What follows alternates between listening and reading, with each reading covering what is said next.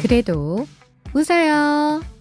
사랑하는 서적 식구들 안녕하세요. 2025년 6월 22일 믿음의 기초를 든든히 세우는 서지역 소식지입니다. 우선 지난주 소식지가 결방이 되어 죄송하다는 말씀 드립니다. 저의 개인적인 사정으로 본의 아니게 그렇게 되었는데요. 들리는 바에 의하면 우리 서지역 라디오 소식지를 기다리고 계시는 분들이 꽤 있으시다고 하더라고요. 그래서 더욱 죄송한 마음이었는데요. 앞으로 그런 일이 없기를 간절히 바라며 기도합니다. 아무쪼록 라디오 소식지를 사랑해 주시는 모든 성도님들께 진심으로 감사드립니다. 예전에 이런 기사와 영상을 보신 적 있으실 거예요. 바로 택배 기사님이 CCTV를 향해 꾸벅 인사를 하는 영상이었는데요. 사연은 이랬습니다. 매번 택배를 배달하시는 기사님을 위해 현관 앞에 작은 음료수를 내놓는 사람이 있었습니다. 아파트 꽤 높은 층까지 수고해 주시는 기사님께 고마운 마음을 전하고자 음료수를 놓게 되었는데요. 그분이 무슨 일이 있어서 아파트 복도 CCTV를 확인하던 중 깜짝 놀랄 만한 장면을 보게 되었습니다. 택배를 놓고 음료수를 가져가던 기사님이 내려가시기 전에 문을 향해 꾸벅 인사를 하고 가는 모습이었습니다. 혹시나 싶어 다른 날의 영상도 확인을 해보니 기사님은 음료수를 받을 때마다 매번 인사를 했습니다. 음료수라는 작은 성이었고 게다가 보는 사람도 없었습니다. 그러나 기사님은 작은 음료수에 담긴 배려의 마음에 대한 감사를 인사로 표현한 것이었습니다. 그래서 이분은 이 영상을 방송국에 보내 제보를 했고 또 이 영상을 통해 점점 삭막해져 가는 사회에서 힘들어하는 많은 분들이 잔잔한 감동을 받았습니다. 시대가 변하고 사람들이 삭막해져도 우리에게 필요한 것은 결국 사랑입니다. 지금 세상은 국가든 개인이든 자신들의 이익만을 위해 전쟁이며 살인이며 불의한 일들을 거리낌 없이 저지릅니다. 급속도로 어지러워져가는 이 세상, 온갖 죄악과 불의가 넘쳐나는 이 시대를 살아가면서 그 무엇보다 가장 필요한 것은 다름 아닌 예수님의 사랑입니다. 날씨가 많이 무더워지고 있는데요.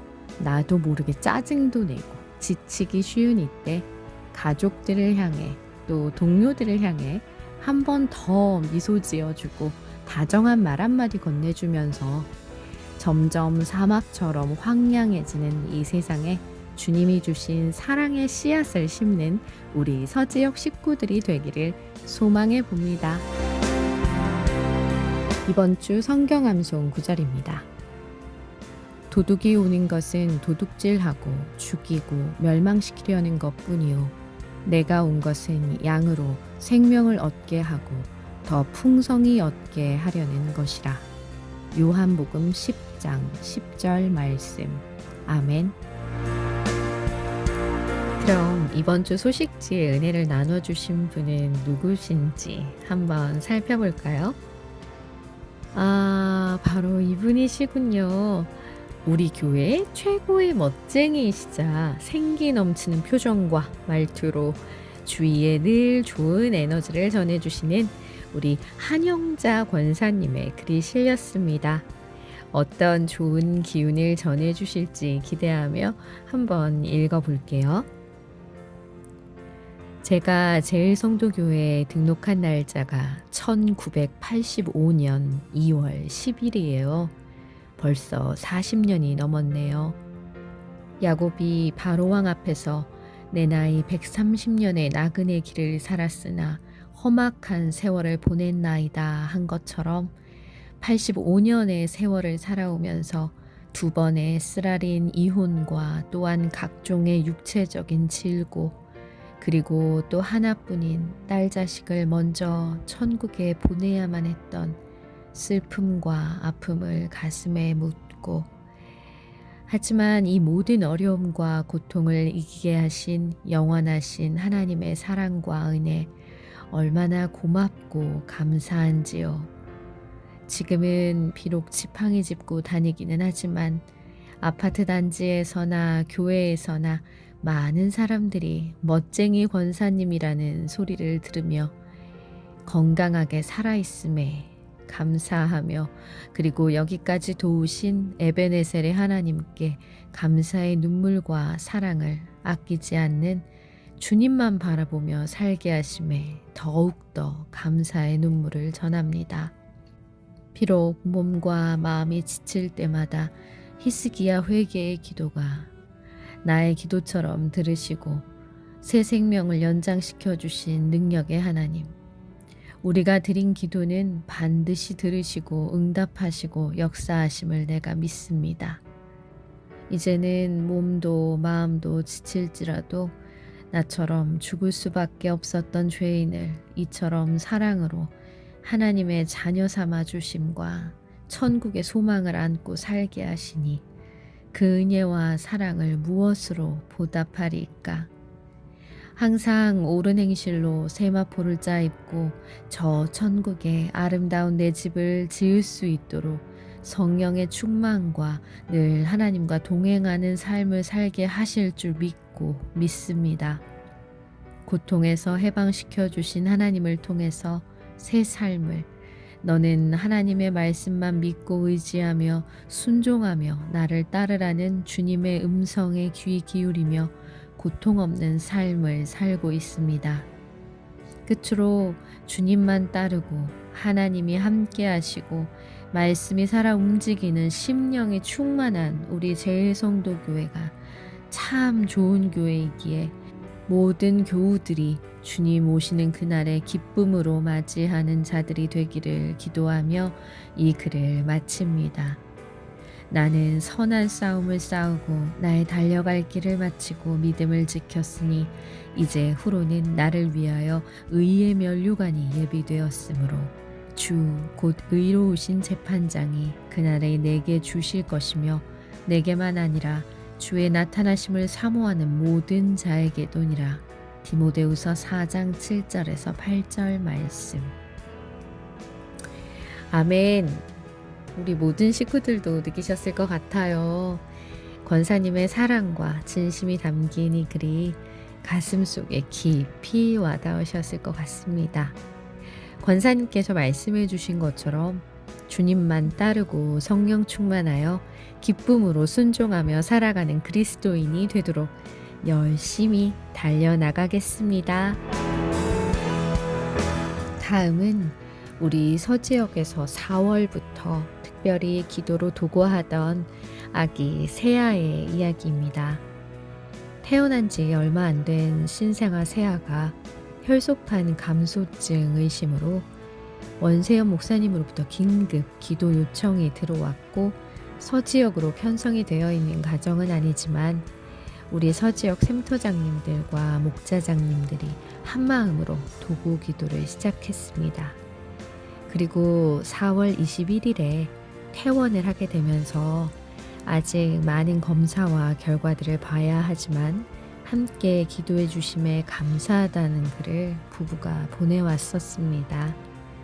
그리고 4월 28일 검사 결과에서 희귀병이 의심이 되어 다시 검사를 하게 되었고 다시 한번 도구 기도가 시작되었습니다. 그 후로 시간이 흘러 6월 18일 목사님으로부터 문자 하나가 올라왔습니다. 바로 세아의 완전한 회복 소식이었습니다. 혈소판이 회복되어 치료가 완료되었다는 내용이었습니다.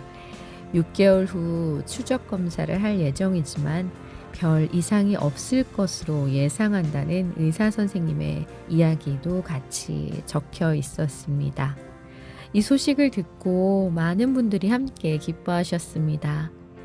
그리고 바로 세아의 아빠 엄마인 임준철 박지원 집사님이 목사님을 통해 짧은 글을 보내주셨는데요. 그 내용 함께 나눕니다. 목사님 안녕하세요. 오랜만에 인사드립니다.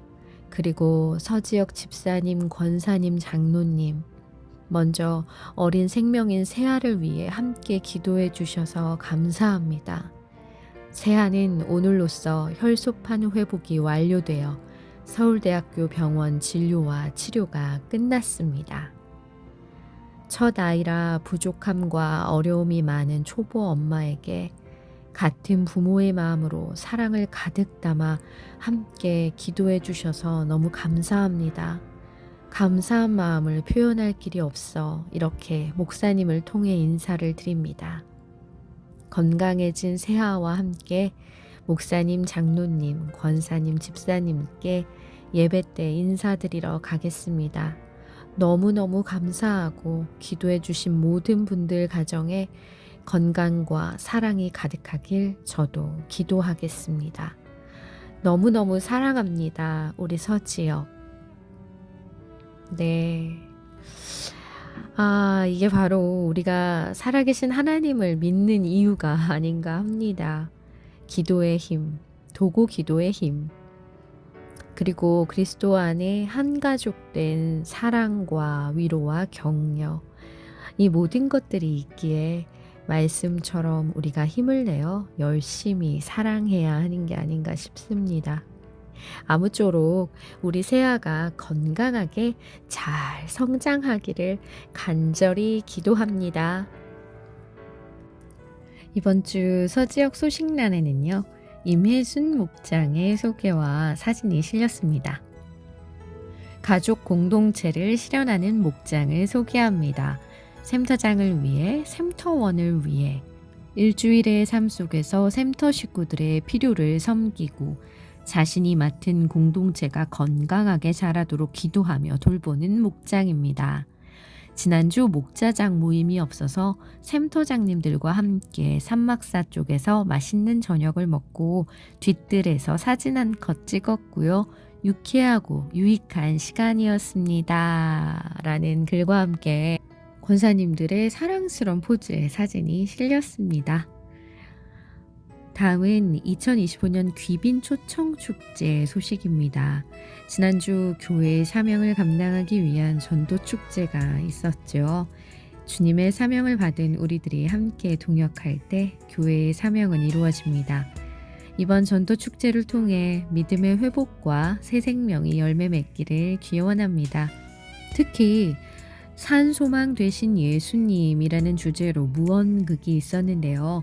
이 무언극에 출연한 서지혁 식구들의 새 자녀를 소개합니다. 먼저 김덕곤 집사님, 김경희 권사님의 장녀 김미경 청년이 출연을 했고요. 또 원세현 목사님, 백정희 사모님의 셋째 딸 원주아양, 그리고 정수영, 정희경 집사님의 장녀 정미듬 양, 이렇게 세 자매가 출연을 했는데요. 이 자녀들을 통해서 이번 귀빈 초청 축제로 사랑과 행복을 전했습니다. 우리가 너무나 잘 알고 있는 사도 바울은 말씀을 통해 자신의 약함을 자랑하고 있습니다. 겉보기엔 모순처럼 보이지만 안에 중요한 진리를 담고 있는 것, 그것을 우리는 역설이라고 말합니다. 우리가 믿는 하나님은 참으로 역설적인 분입니다. 사색인의 향연이라는 책에서 안병욱 저자는 이렇게 말합니다. 신앙을 가지고 산다는 것은 이성으로는 믿기 어려운 역설을 순순히 받아들이는 것이다. 그중 하나가 바로 약함이 강함이라는 역설입니다. 어떻게 약함 속에서 강함이라는 역설이 탄생할 수 있을까요? 마음의 약함은 우리를 괴롭히고 육체의 약함은 삶을 뒤흔듭니다. 능력의 약함은 젊음의 의지를 꺾고 관계의 약함은 자신감을 앗아가죠. 사도 바울도 마찬가지였습니다. 그에게는 도무지 떼어낼 수 없는 육체의 가시가 있었습니다.